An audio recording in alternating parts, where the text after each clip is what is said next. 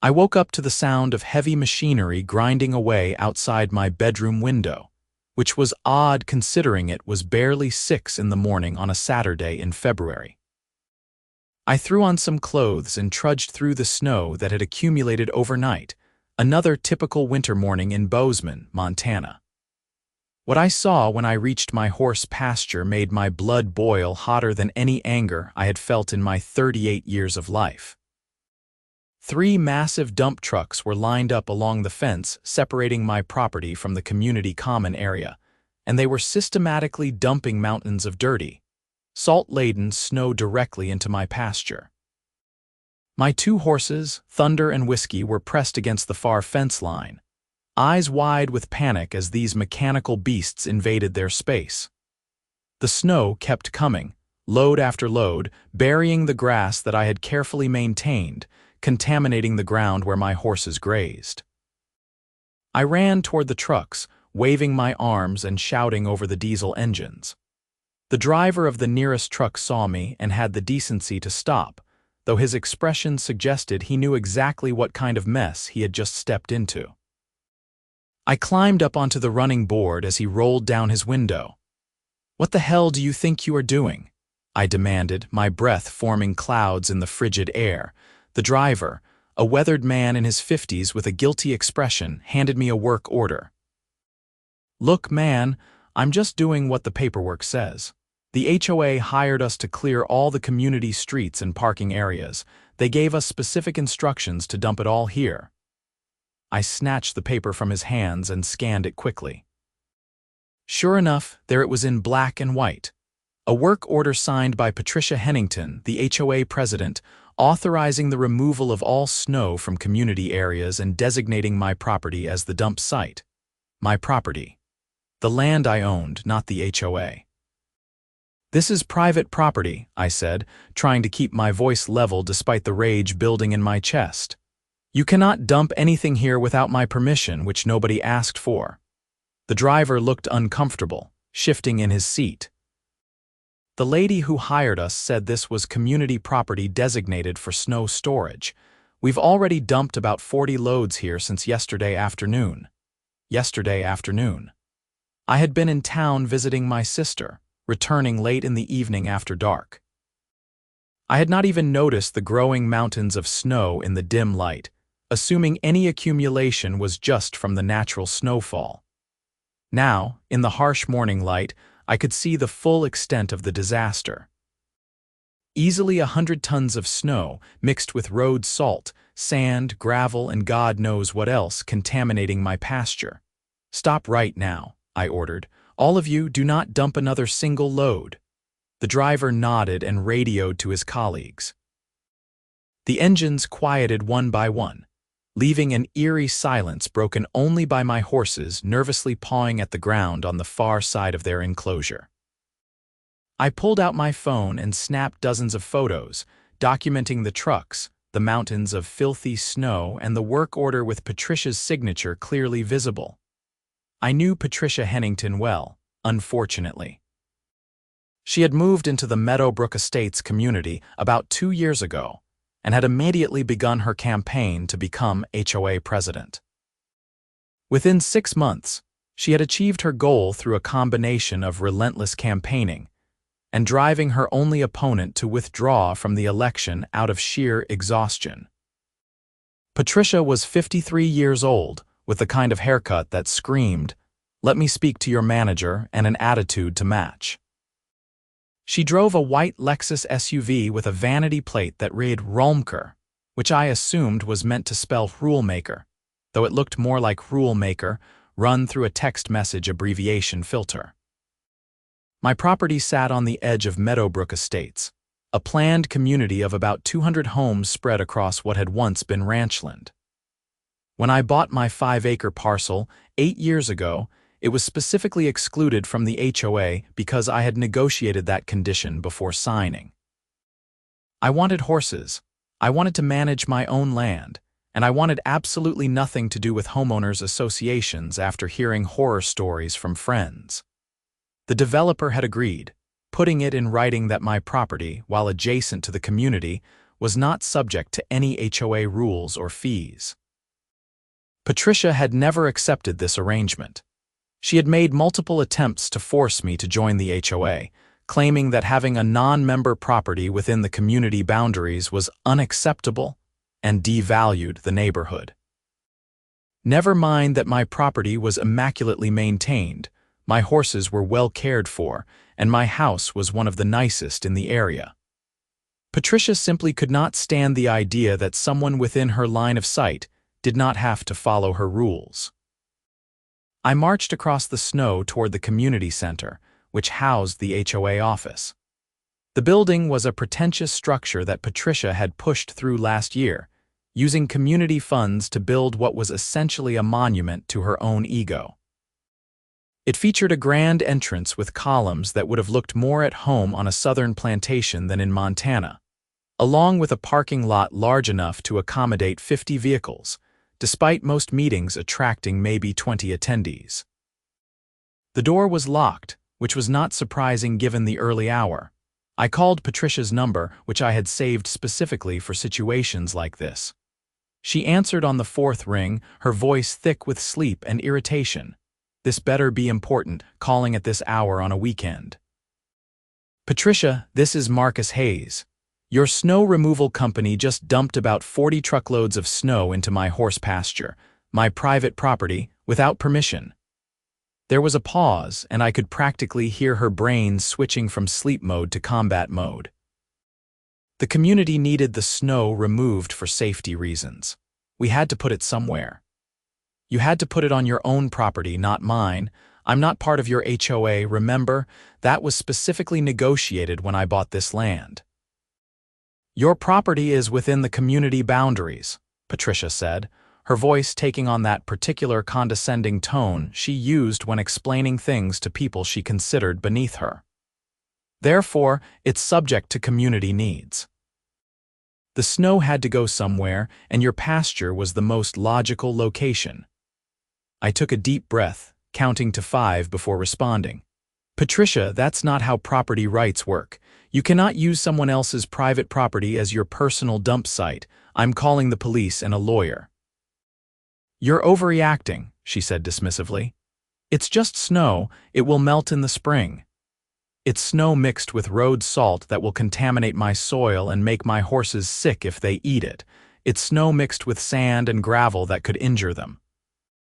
And more importantly, it's trespassing and illegal dumping on private property.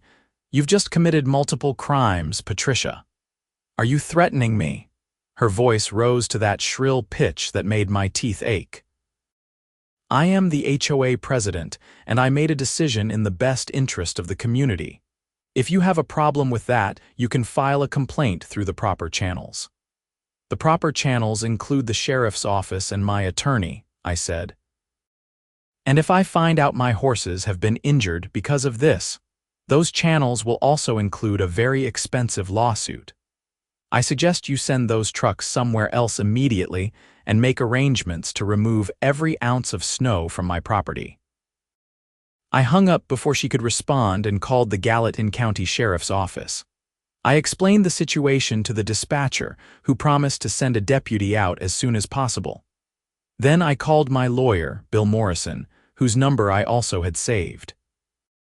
Bill and I went back to high school together, and he had helped me with the property purchase and the HOA exemption negotiation. He was not happy about the early morning call, but he was very interested in the situation once I explained it. Don't touch anything, Bill advised. Document everything with photos and videos. Get statements from the truck drivers if you can. This is clear-cut illegal dumping and trespassing. Patricia has really stepped in it this time. The deputy arrived about 40 minutes later, just as the sun was starting to properly illuminate the disaster zone. Deputy Sarah Chen was young but thorough, taking her time to examine the scene, review the work order, and interview the truck drivers who had waited nervously in their cabs. She took copies of all my photos and shot her own documentation. This is pretty straightforward, Deputy Chen said, making notes on her tablet. Illegal dumping, trespassing, potentially property damage. I'll need to speak with Mrs. Hennington and get her statement, but based on what I'm seeing here, charges are likely. I walked her over to look at my horses, who were still pressed against the far fence. My main concern right now is their safety. That snow is full of road salt and chemicals. If they try to eat it or even walk through it, they could get sick or injured. Deputy Chen nodded sympathetically. She had horses herself, she mentioned, and understood my concern. Do you have somewhere else you can keep them temporarily? I can call my neighbor, Tom. He's got a barn with extra stalls, but moving them is going to cost me time and money, not to mention the stress on the animals. Document all of that, she advised. Keep every receipt. This is going to be part of your damages when you sue, she said when, not if, which I appreciated. After Deputy Chen left to go speak with Patricia, I called my neighbor Tom Wellborn, who lived about a mile down the road. Tom was in his 60s, a retired veterinarian who still kept a few horses of his own. He readily agreed to let me board Thunder and Whiskey temporarily, refusing payment, but accepting my promise to help him rebuild his fence come spring. It took me 3 hours to safely move my horses to Tom's property. I had to lead them carefully around the snow piles, which had started to freeze into solid icy mountains in the Montana cold. Thunder was fairly calm about the whole thing, but Whiskey, the younger of the two, was spooked and difficult. By the time I got both horses settled in Tom's barn with food and water, it was past noon and I was exhausted. I returned home to find Bill Morrison's truck parked in my driveway. He was standing at the edge of the pasture, hands on his hips, surveying the damage with the kind of expression lawyers get when they see a slam-dunk case. "Marcus, this is beyond outrageous," Bill said as I approached. "I've been practicing law for 15 years and I've never seen anything quite this brazen. She literally signed a work order authorizing illegal dumping on someone else's property." "What are my options?" I asked. "Well, criminally, that's up to the sheriff's office and the county attorney. They could charge her with trespassing, illegal dumping, possibly even criminal mischief depending on the damage assessment. Civilly, you can sue her personally and the HOA for damages, which would include the cost of removing all this snow, remediating any soil contamination, veterinary checks for your horses, boarding costs, emotional distress, and potentially punitive damages given how egregious this is." "How fast can we make this happen?" Bill smiled grimly. "I can file for an emergency injunction Monday morning. We'll demand immediate removal of all snow and materials from your property, plus an order preventing any further dumping. Given the clear evidence, I'd be shocked if we don't get it. The question is whether Patricia will comply voluntarily or whether we'll need to force the issue." As if summoned by our discussion of her, Patricia's white Lexus came roaring up the community road and screeched to a halt near my driveway. She climbed out, her face flushed red with anger, wearing a designer tracksuit that probably cost more than my monthly mortgage payment. "You called the police on me," she shrieked, storming toward us. "How dare you? I am the HOA president." "I was acting in my official capacity for the good of the community." Bill stepped forward, positioning himself between Patricia and me. "Mrs. Hennington, I'm Bill Morrison, Mr. Hayes's attorney. I strongly advise you to stop talking right now. Anything you say can and will be used against you in both criminal and civil proceedings." Patricia's eyes went wide. "Criminal? This is absurd. I was just doing my job." "Your job does not include committing crimes on other people's property," Bill said calmly. "You ordered the dumping of approximately 100 tons of contaminated snow onto private property without permission. That's illegal dumping and trespassing at minimum. The fact that you signed a written work order authorizing it makes this particularly easy to prove. This is his fault." Patricia pointed a shaking finger at me. "He refuses to be part of the community. He thinks he's special because he got some exemption 8 years ago. Well, times change and the community has needs. The community's needs do not override private property rights," Bill said. "And Mr. Hayes's exemption from the HOA is legally binding and recorded with the county. You know this because you've tried to challenge it before. That was true. About a year ago, Patricia had attempted to argue that my HOA exemption was invalid because the original developer had not properly filed some paperwork. Bill had quickly proven that everything was in perfect order, and Patricia had backed down, but she had clearly not forgotten or forgiven. I want that snow removed from my property immediately, I said, trying to keep my voice steady. Every single ounce of it, and I want compensation for my damages. Patricia laughed, a harsh, bitter sound. You want me to pay to remove snow? It's going to melt anyway. This is Montana. Snow is a part of life here. Snow that naturally falls on my property is one thing, I replied. Snow that you deliberately dumped there, contaminated with road salt and chemicals that could poison my horses, is another thing entirely. You're going to pay to have it removed, and you're going to pay for any other damages I've incurred. I'll do no such thing, Patricia snapped. The HOA has lawyers too, you know. Good luck suing a community organization with limited resources. You'll spend more on legal fees than you'll ever recover. Bill smiled at that.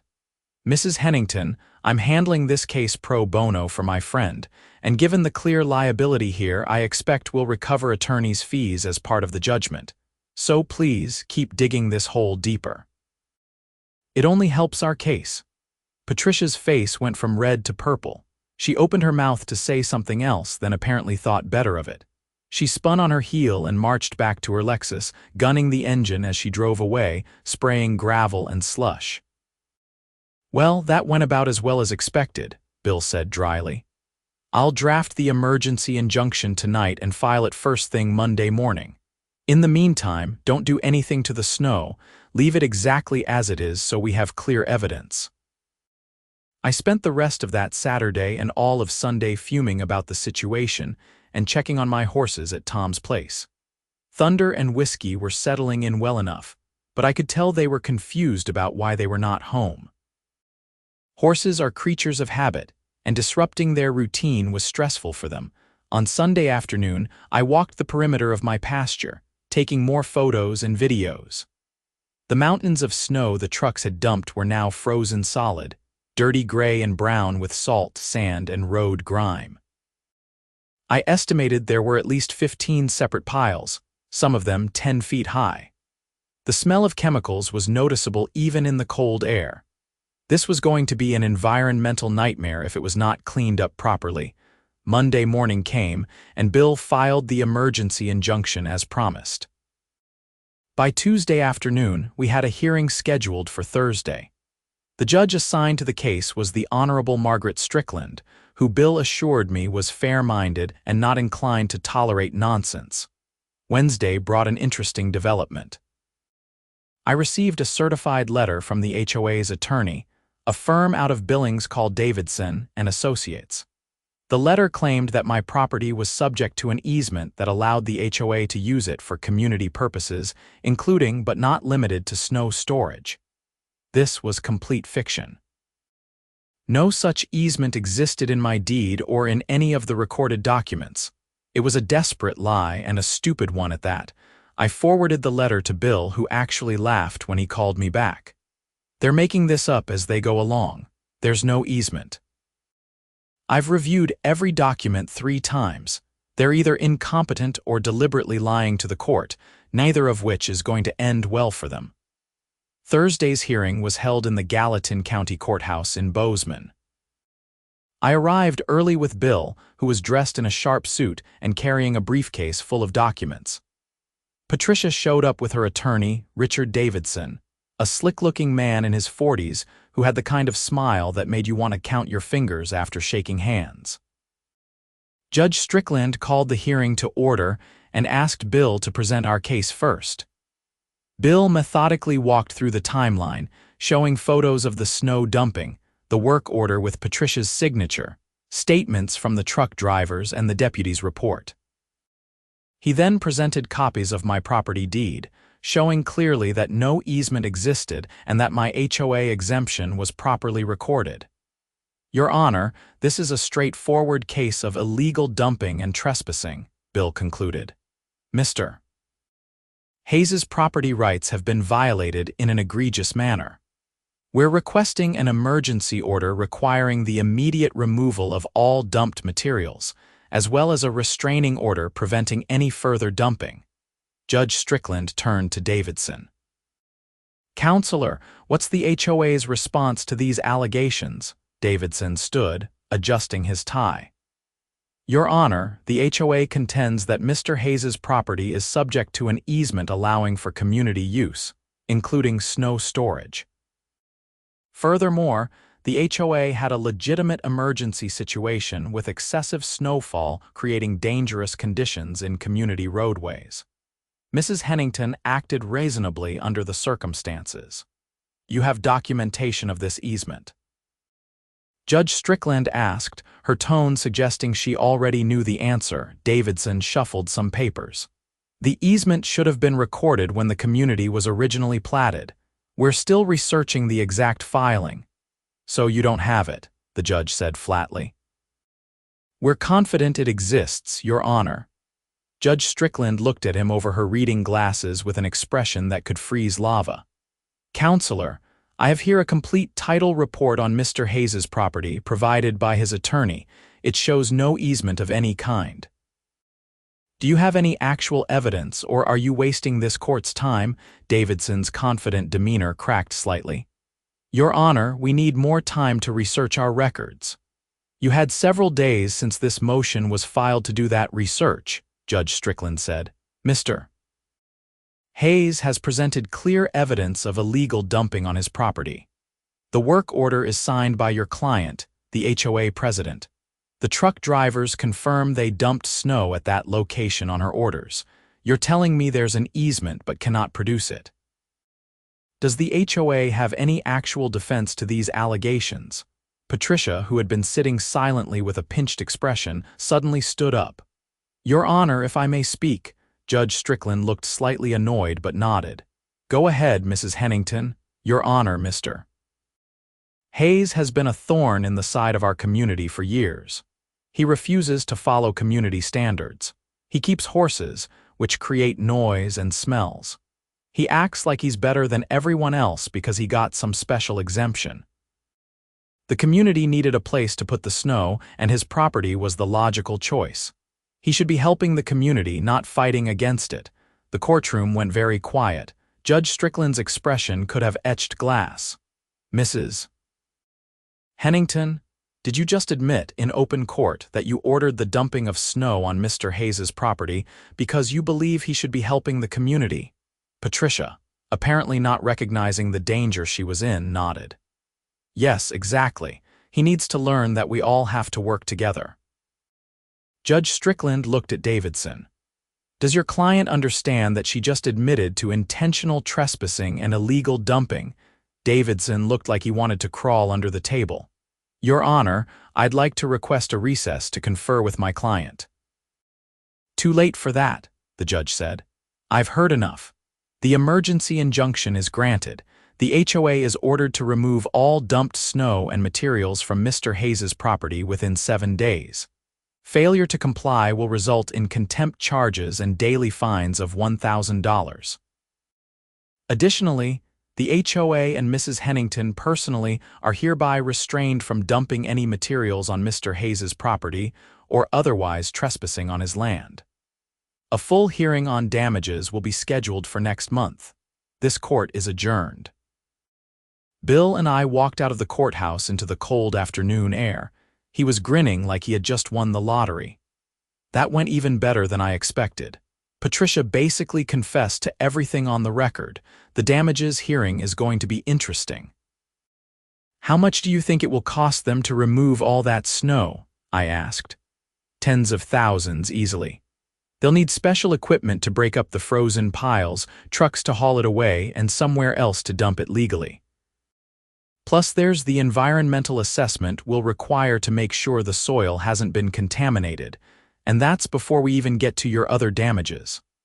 I should have felt satisfied, but I was still angry. The principle of the thing gnawed at me. Patricia had violated my property rights because she thought she could, because she felt entitled to use my land for her purposes. The court order would fix the immediate problem, but it did not address the underlying disrespect. That night, a massive winter storm rolled into Montana. The snow started falling around 8 in the evening and did not stop for 36 hours. When it finally cleared on Saturday morning, Bozeman was buried under 23 inches of fresh powder. The roads were impassable, schools were closed, and the entire region ground to a halt. I spent Friday and most of Saturday digging out my driveway and making sure Tom's place was accessible so I could check on my horses. Thunder and Whiskey were fine, content in their warm stalls while the blizzard raged outside. Tom and I had coffee in his kitchen, watching the snow pile up, and he asked about the HOA situation. "Sounds like Patricia finally bit off more than she can chew," Tom said, chuckling. "I've had my own run-ins with her over the years. She tried to tell me I needed to paint my barn to match some community color scheme, even though I'm not in the HOA either. I told her where she could stick her paint swatches. How did she react to that? About how you'd expect. Threatened to sue, said I was bringing down property values, the usual nonsense, but she never followed through. Patricia's all bark when she doesn't have actual authority over someone. I thought about that as I drove home through the freshly plowed roads. The county had been out with their equipment, clearing the main routes. But the Meadowbrook Estates community roads were the HOA's responsibility, and I knew from past years that Patricia always made sure the community center parking lot was cleared first, before the residential streets. It was her little kingdom, after all. An idea started forming in my head. It was petty, probably juvenile, and definitely satisfying. I called Bill to run it past him from a legal perspective. "So the judge ordered them to remove the snow from my property within 7 days," I said. "But she didn't specify where they could put it, right?" Bill was quiet for a moment, and I could practically hear the gears turning in his lawyer brain. "That's correct. The order just requires removal from your property. Where they put it after that is their problem, as long as it's done legally." "And if I were to hire a snow removal company to clear the snow from my property, that would be within my rights as the property owner, correct?" "Absolutely. In fact, if the HOA fails to comply with the order, you'd have the right to do exactly that, and then sue them for the costs." "Why, what are you thinking?" I explained my idea. Bill was silent for a long moment after I finished. Then he started laughing, deep belly laughs that went on for a good 30 seconds. "Marcus, that is either brilliant or insane, I'm not sure which. From a legal standpoint, as long as you're dumping on HOA common property and not blocking emergency access or creating a safety hazard, you'd probably be okay. But this is going to make Patricia absolutely lose her mind." "That's kind of the point," I said. "Look, I can't officially advise you to do this," Bill said, still chuckling. "But I can tell you that if you do, make sure you document everything, stay within the law, and don't give them any legitimate grounds to come after you. And for God's sake, call me immediately if anything goes sideways." Sunday morning, I contacted the same snow removal company that Patricia had hired. The owner, Frank Morrison, no relation to Bill, was very interested in my proposal. He had not been paid yet by the HOA, he told me, and Patricia had been dodging his calls about the outstanding invoice. "She owes me $8,000 for the original job," Frank said. "And now she's mad because I told her it's going to cost another 12 grand to remove all that snow from your pasture like the judge ordered. She's claiming it's my fault for dumping it there in the first place, even though I was just following her written instructions." "What if I hired you to remove the snow from my property?" I asked. "And I specified exactly where I wanted you to put it." Frank was interested. We negotiated a price of $10,000, which I would pay up front, for his crew to work around the clock to remove every bit of snow from my pasture. He asked where I wanted it dumped, and I told him. There was a long pause. "Are you serious?" Frank asked. "Completely serious. Can you do it?" "Hell yes, I can do it, and it would be my absolute pleasure. When do you want us to start? Today? Right now if possible. I want this done before the HOA has a chance to remove it themselves." Frank's crew showed up 2 hours later with 4 large dump trucks and a front-end loader. They started systematically breaking up the frozen mountains of snow in my pasture and loading them into the trucks. I rode in the lead truck for the first load, directing them to their destination. The Meadowbrook Estates Community Center parking lot was freshly plowed and nearly empty on a Sunday afternoon. It was a massive expanse of asphalt, easily 50 yards wide and 100 yards long, with neat painted lines for 50 parking spaces. Patricia had insisted on making it oversized for major community events, though no such events ever seemed to materialize. Frank's truck backed up to the center of the parking lot and dumped the first load of dirty, salt-crusted snow right in the middle. Then he moved over and dumped another load. And another. The other trucks joined in, creating a systematic pattern that would eventually cover the entire parking lot. I stood off to the side, filming everything on my phone, making sure to capture the whole process. This was going to be glorious. By Sunday evening, about half the snow from my pasture had been transferred to the community center parking lot. The piles were growing, spreading out, covering the pristine asphalt with the same dirty, contaminated snow that Patricia had dumped on my property. The irony was not lost on me. Monday morning, Frank's crew started work at 6 a.m., continuing the transfer. By 10 a.m., Patricia's Lexus came screaming into what remained of the accessible parking area. She jumped out and ran toward the trucks, waving her arms exactly as I had done when they were dumping on my property. The difference was, this time Frank had every right to be there. "Stop this immediately!" Patricia shrieked over the sound of the engines. Frank climbed down from his loader and walked over to her calmly. "Morning, Mrs. Hennington. I'm working for Mr. Hayes today. He hired me to remove the snow you dumped on his property." "You cannot dump it here. This is community property." "Actually, it's HOA common area," Frank said. "And the judge's order required removal of the snow from Mr. Hayes's private property. It didn't specify where the snow should go. Mr. Hayes is within his rights to hire me to remove it from his land.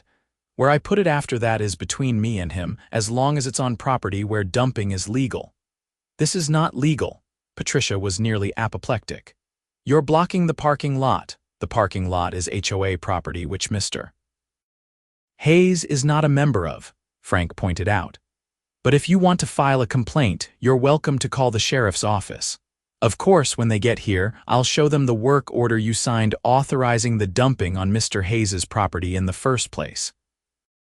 "Might be an awkward conversation for you." Patricia turned to me. I had been standing nearby, observing the scene with deep satisfaction. This is your doing. This is harassment." "No, Patricia, this is exactly what you did to me," I said calmly. "You dumped your community's snow on my private property without permission. Now I'm having that snow removed and placed on HOA common property. If you don't like it, maybe you should have thought about that before you violated my property rights. I'll sue you. The HOA will sue you for damages." "Go ahead," I said. "I'm already suing you for damages. We can compare notes at the hearing next month. In the meantime, I suggest you figure out where you're going to park for community events, because this lot is going to be out of commission for a while." Patricia's face went through several shades of red and purple. She pulled out her phone and made a call, presumably to her lawyer. She walked away, speaking in urgent, angry tones. I could not hear what she was saying, but I could guess. Frank's crew worked through Monday and into Tuesday morning. By noon on Tuesday, every ounce of snow that had been dumped on my property was now sitting in massive piles throughout the community center parking lot. The lot was completely unusable, buried under the same dirty, frozen mountains that had covered my pasture. It was beautiful in its poetic justice. I paid Frank his $10,000, which he promised to use in part to file a lien against the HOA for the money they still owed him. Then I walked the perimeter of my pasture, which was now clear except for the natural snowfall. The grass was compressed and there would need to be soil testing, but the immediate threat to my horses was gone. Tuesday afternoon, I received a call from Davidson, the HOA's attorney. His tone was very different from the confident smugness of the courthouse hearing. "Mr. Hayes, this situation has gotten out of hand," Davidson said. "My client is very upset about the snow being dumped on HOA property." "Your client should understand how I felt when she dumped it on my property," I replied. "I'm calling to see if we can reach some kind of settlement." The HOA is prepared to pay for the removal of the snow from the parking lot and to reimburse you for your reasonable expenses related to the original dumping incident. "What kind of numbers are we talking about?" Davidson cleared his throat. "The HOA is prepared to offer $5,000 to settle this matter completely." I actually laughed out loud. "5,000? Davidson, your client dumped contaminated snow on my property, forcing me to move my horses, file a lawsuit, and spend $10,000 to have the snow removed. My damages are at least $25,000, probably more once we factor in soil remediation and emotional distress. $5,000 is insulting." "The HOA has limited funds," Davidson said. "We can't just pull money out of thin air." "The HOA spent $8,000 to Frank Morrison to dump the snow on my property in the first place," I pointed out. "And you're about to spend at least another $15,000 or $20,000 to remove it from your parking lot. You could have just paid to dump it somewhere legal initially and saved everyone a lot of trouble. But Patricia decided to use my property as her personal dumping ground instead. That decision has consequences." "What would it take to settle this?" Davidson asked. I thought about it. "Complete reimbursement of all my expenses, which currently total $10,000 for snow removal, plus another $2,000 for boarding my horses and miscellaneous costs. Soil testing and remediation, which I'm estimating at $5,000. And $20,000 in punitive damages because Patricia's actions were intentional and malicious. That's $37,000 total, and honestly, I'm being generous." Davidson was quiet for a long moment. "I'll need to discuss this with the HOA board, but Mr. Hayes, even if we agree to that number, you need to remove the snow from the parking lot. There's a community meeting scheduled for this weekend, and people are furious." "The snow on the parking lot is the HOA's problem now," I said. "I removed it from my property, which is all I'm required to do. If the HOA wants it moved again, they can hire someone, or they can have their meeting somewhere else. I hear the Methodist Church rents out their hall for reasonable rates." I hung up feeling satisfied, but knowing this was not over. Patricia was not the type to give up easily, and the community meeting was going to be interesting. Wednesday brought an unexpected development. Deputy Chen called to inform me that the county attorney's office had decided to file criminal charges against Patricia Hennington for illegal dumping and criminal trespass. Both were misdemeanors, but they carried potential jail time and fines. "I thought you'd want to know," Deputy Chen said. "The arraignment is scheduled for Friday morning. You might want to attend." "I'll be there," I promised. That evening, I received an interesting visit. Tom Wellborn knocked on my door with a six-pack of local beer and a huge grin on his face. "I heard what you did with the parking lot," Tom said, still grinning as I let him inside. "The whole community is talking about it. Half of them think you're a hero, the other half think you're a villain, but everyone agrees Patricia had it coming." We sat in my living room, and Tom filled me in on the community gossip. Apparently, Patricia's support among the HOA members was not as solid as she believed. Many residents were tired of her dictatorial management style and the way she spent community funds on vanity projects like the oversized community center. The snow dumping incident and her subsequent admission in court that she did it intentionally had eroded much of her remaining support. "There's going to be a vote of no confidence at the weekend meeting," Tom told me.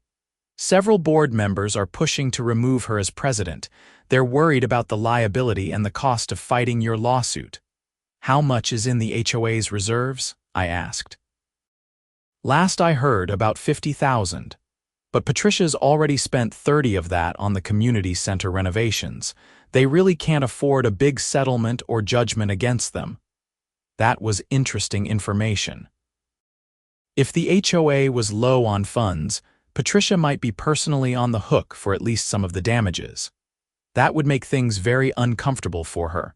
Friday morning, I attended Patricia's arraignment at the county courthouse. The small courtroom was surprisingly crowded, with several other Meadowbrook Estates residents in attendance. I recognized a few faces, including several HOA board members who looked deeply uncomfortable. Patricia appeared with Davidson at her side. She looked tired and stressed, her usual imperious demeanor cracked around the edges. The judge read the charges, 2 counts of illegal dumping and 1 count of criminal trespass. Patricia pled not guilty, as expected, and the judge set a trial date for April and released her on her own recognizance. As we filed out of the courtroom, one of the HOA board members, a woman named Susan Chen, approached me. "Mr. Hayes, can I speak with you for a moment?" We stepped aside into a quiet corner of the courthouse lobby. Susan looked nervous but determined. "I want to apologize for what Patricia did. The board didn't know she was planning to dump snow on your property. She acted unilaterally and we're all horrified by her behavior." "I appreciate that," I said, "but the HOA is still liable for her actions. She was acting in her official capacity as president." "I know, and we accept that." "The board is meeting tonight to discuss a settlement offer. We want to make this right, but we also need to be realistic about our budget constraints. Would you be willing to meet with us along with your attorney to discuss a resolution?" I considered it. "I'll talk to Bill, but yes, I'd be open to a reasonable discussion, the key word being reasonable." Susan nodded gratefully. "Thank you. I'll have our attorney reach out to yours to schedule something." The meeting was scheduled for Monday evening at the community center, which was ironic given that the parking lot was still buried in snow. I had to park on the street and walk across the crusty white mountains to reach the entrance. Bill met me there, and we went inside together. The HOA board was assembled around a conference table. Susan Chen, Vice President, Robert Martinez, Treasurer, and Linda Walsh, Secretary. Patricia was notably absent, and Susan explained that the board had voted to suspend her from her duties as president pending the resolution of the criminal charges and civil lawsuit. "We want to start by offering a sincere apology," Susan began. "What Patricia did was wrong, illegal, and not representative of how this board operates. We're prepared to make you whole for your damages." Bill opened his briefcase and pulled out a detailed breakdown of my costs. "My client has incurred the following damages: $10,000 for snow removal, $2,000 for horseboarding and miscellaneous expenses, estimated $5,000 for soil testing and remediation, and we're seeking $20,000 in punitive damages.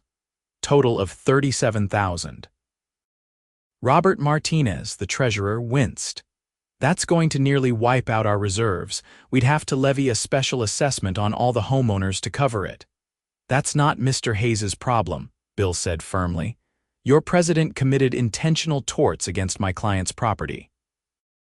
The fact that it's expensive to fix is a consequence of her actions." We negotiated for over an hour. The board was clearly anxious to settle, worried about the costs of continued litigation and the possibility that a jury might award even more in damages. Eventually, we reached an agreement. The HOA would pay $35,000 in total damages, and they would also cover the cost of my attorney's fees, which Bill estimated at $8,000 so far. In exchange, I would release the HOA from any further civil liability. Importantly, the settlement explicitly preserved my right to pursue additional claims against Patricia Hennington personally if I chose to do so. The board members were clearly happy to throw Patricia under the bus at this point. The agreement was drawn up and signed that evening. Bill arranged for the HOA to wire the funds into his trust account within 5 business days, and I would receive the money after that. It was not everything I wanted, but it was a fair resolution, and it spared both sides the expense and uncertainty of a trial. As Bill and I walked out through the snow-covered parking lot, I felt a sense of closure beginning to form. "What about the criminal case against Patricia?" I asked. "That proceeds regardless," Bill said. "The county attorney isn't going to drop charges just because you settled the civil case. Patricia is still looking at potential fines and possibly even jail time, depending on how the trial goes." The community meeting that weekend was, by all accounts, dramatic. I did not attend, but Tom Wellborn did, and he called me afterward with a full report. "Patricia showed up and tried to defend herself," Tom said, laughter in his voice. "She claimed she was the victim, that you'd orchestrated this whole thing to make her look bad, that the board was betraying her. It didn't go well. The residents voted overwhelmingly to remove her as president and elect Susan Chen as interim president. Then they voted to support the settlement with you and to pursue personal action against Patricia to recover the HOA's costs. They're going to sue her." "Yep." The board voted to authorize legal action against Patricia for acting outside her authority and causing financial harm to the HOA. She could end up owing them $35,000 plus legal fees. Her lawyer looked like he wanted to run screaming from the room.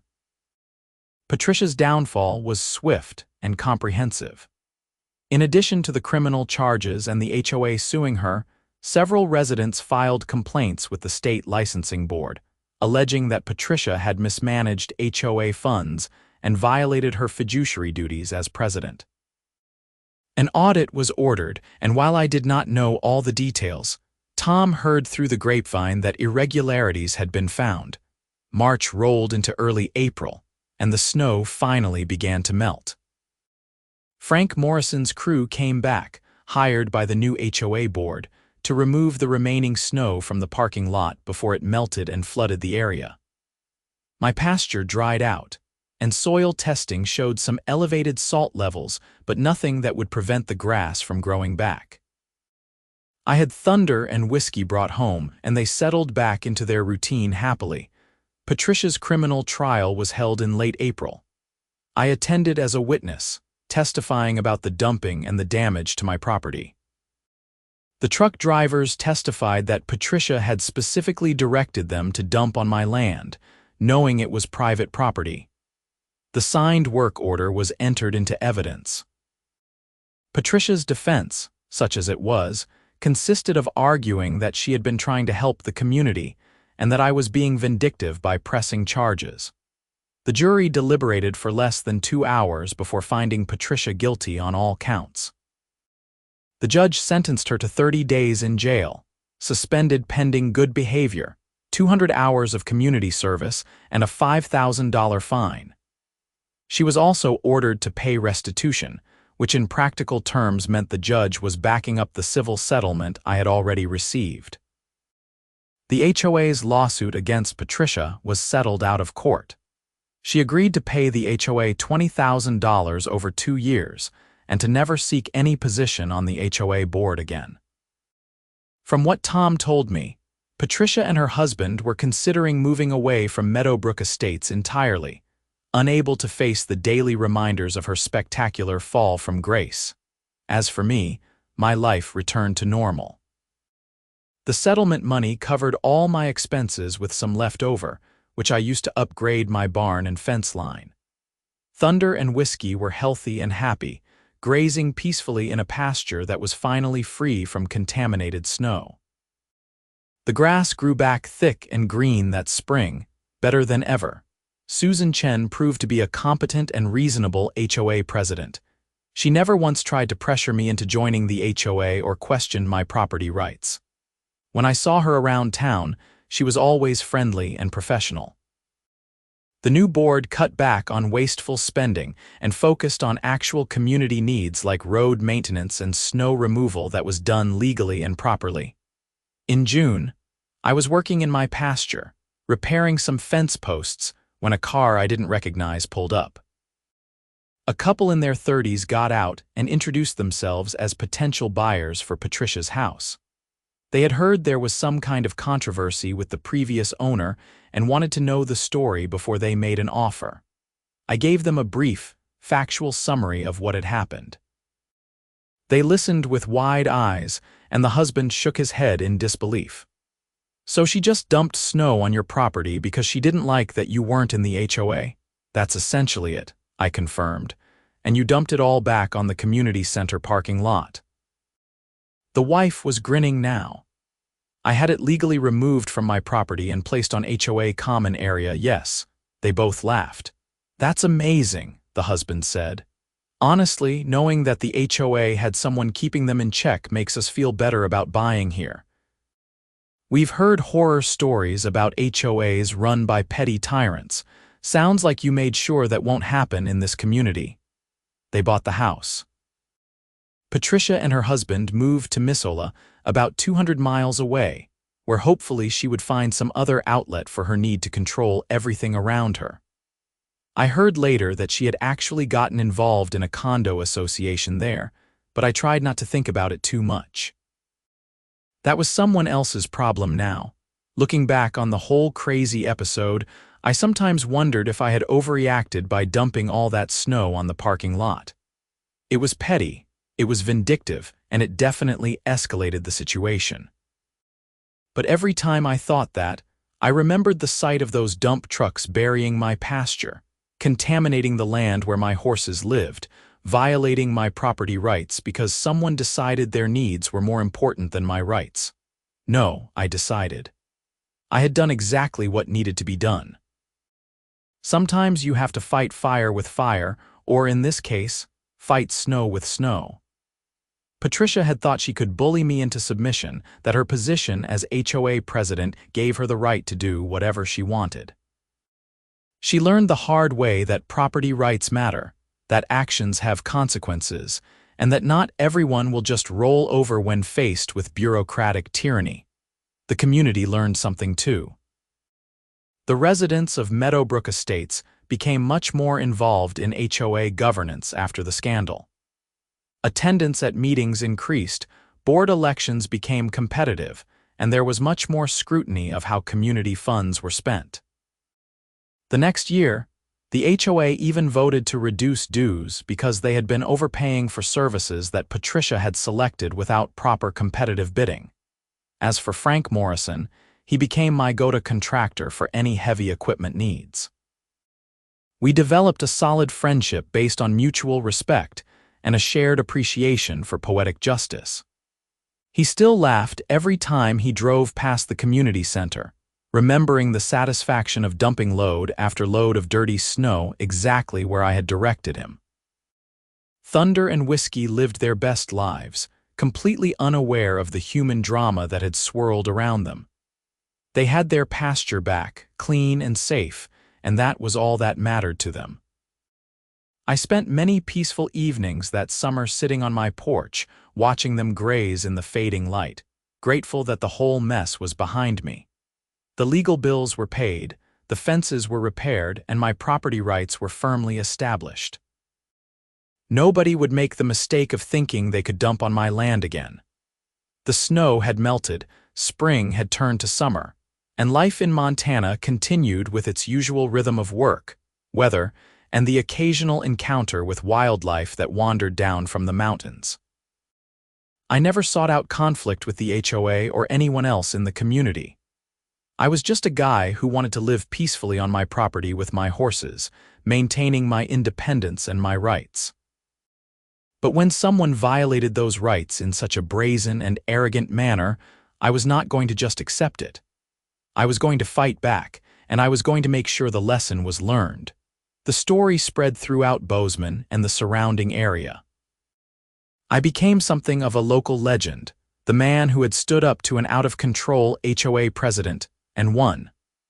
People I barely knew would stop me in the grocery store or the feed supply shop to shake my hand and tell me they admired what I had done. A few even shared their own HOA horror stories, though none quite as dramatic as mine. Bill Morrison used the case as an example in his legal seminars about property rights and HOA overreach. He told me that several other attorneys had reached out to him for advice on similar cases, inspired by our success. The local newspaper ran a feature article about HOA governance and the importance of checks and balances, using my situation as the central example without naming names directly, though everyone in town knew who they were talking about. As autumn arrived and the leaves turned gold and red across Montana, I reflected on how much had changed in just a few months. I had gone from being just another property owner trying to live his life to being someone who had taken a stand for property rights, and won. It felt good, not because I had crushed an opponent, but because I had defended what was mine and held someone accountable for their actions.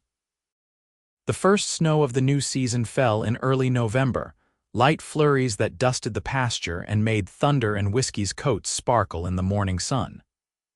I watched the snow fall with a mix of appreciation for its beauty and a slight wariness about what it might mean.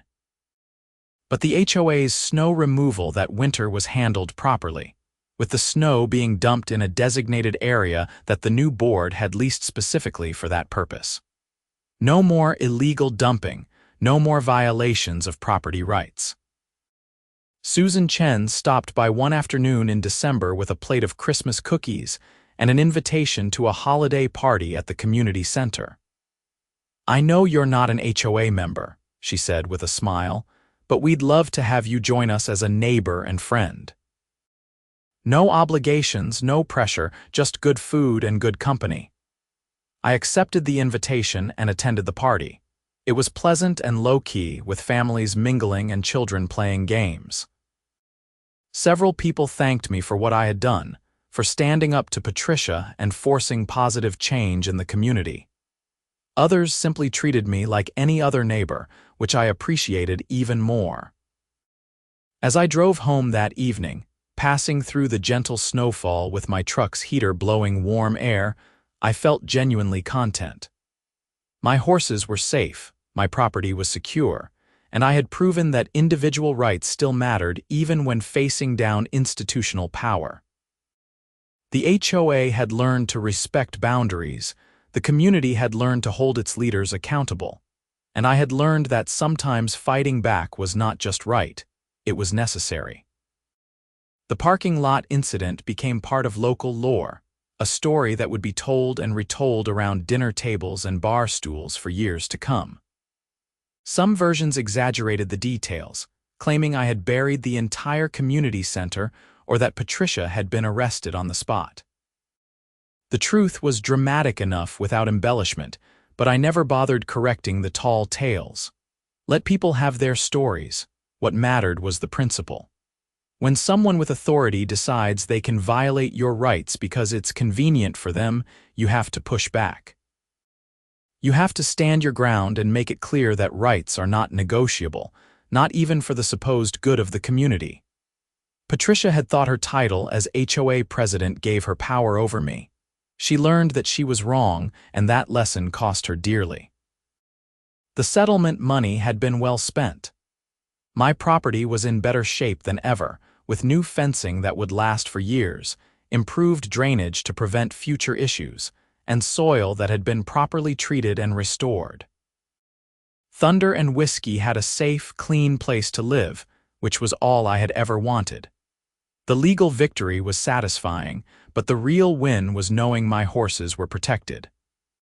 As winter deepened, and the Montana landscape transformed into a pristine white wonderland, I found myself at peace with how everything had turned out. The conflict with Patricia and the HOA had been stressful and expensive, but it had also been clarifying. I knew exactly where I stood, what I was willing to fight for, and how far I would go to protect what was mine. The horses didn't care about any of it, of course. They cared about having food, water, shelter, and space to run. Everything else was human drama, incomprehensible and irrelevant to their simple, honest lives. I envied them sometimes, their ability to live entirely in the present moment without worrying about lawsuits or HOA politics or property rights. But I was human, and those things did matter to me. They mattered because they represented something larger than just a pile of snow or a parking lot. They represented the fundamental principle that you don't get to use other people's property for your own purposes without permission. You don't get to violate someone's rights just because you think you know better or because you have some petty grudge against them. Patricia had violated that principle in the most blatant way possible, and she had paid the price. The criminal conviction, the financial penalties, the public humiliation, the loss of her position and her reputation, it all flowed from that one decision to dump snow on my property. She had thought she was above the law, that her authority as HOA president somehow gave her special privileges. The courts and the community had shown her otherwise. In the end, justice had been served. Not in some abstract theoretical way, but in concrete practical terms. The snow had been removed from my property. I had been compensated for my damages. The person responsible had been held accountable both criminally and civilly. The HOA had reformed its practices and governance. The community had become more engaged and vigilant. And I had my horses back home where they belonged, grazing peacefully in their pasture, safe from contaminated snow and the machinations of power-hungry HOA presidents. That was really all that had ever mattered. Everything else was just the process of making sure that simple outcome could happen. As the year drew to a close, and I reflected on the strange journey from that February morning when I had discovered the dump trucks to this peaceful December evening with snow falling gently outside my window, I felt grateful. Grateful for good neighbors like Tom Wellborn who had helped me through the crisis. Grateful for a competent lawyer like Bill Morrison who had fought effectively on my behalf. Grateful for a legal system that, despite its flaws, had ultimately worked the way it was supposed to. Most of all, I was grateful that I had stood my ground and fought back instead of just accepting the violation of my rights. It would have been easier to let it go, to just deal with the contaminated pasture and move on. But easier isn't always right, and sometimes the hard path is the one you have to take. The snow continued to fall, clean and white and beautiful, a reminder that nature operates on its own schedule regardless of human conflicts and drama. Tomorrow I would wake up, feed my horses, and go about my daily routine. The fight with the HOA would be a memory, a story to tell, a lesson learned and taught.